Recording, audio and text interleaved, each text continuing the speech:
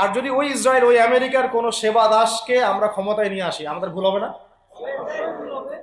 ছাত্র ভাইরা এই ভুলটা করছেন, ছাত্র ভাইরা ভুলটা করছেন, কারণ আপনাদের দিনের জ্ঞানের বুঝের কারণে করছেন, বুঝের অভাবের কারণে করছেন।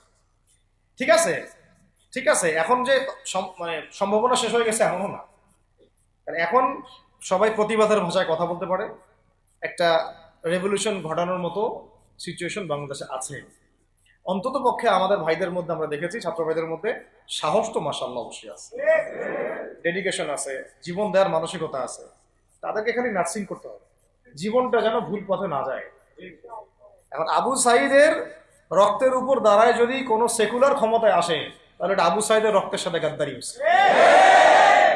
এই মুগ্ধদের রক্তের উপর সিঁড়ি বানায় যদি কোনো জাতীয়তাবাদীরা আর ওই সেই গণতন্ত্রপন্থীরা, ওই ইসলামের দুশ্মনরা, ওই ভারতের দালাল্লাই যদি ক্ষমতায় আসে, তাহলে এটা ওদের রক্তের সাথে গাদ্দারি হচ্ছে।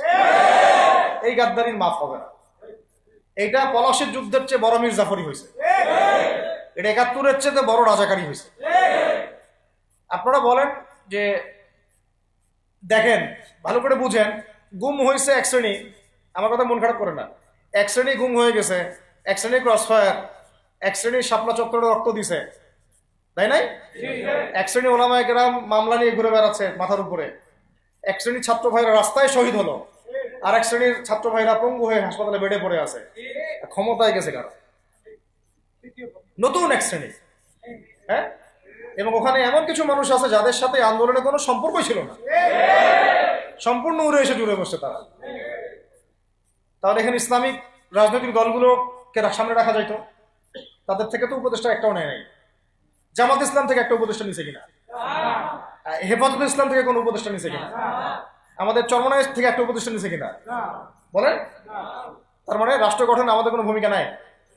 আমাদেরকে বুঝাইছে যে আপনারা পরে আসেন, ইলেকশন দিব, তখন আপনারা ইলেকশন লড়েন।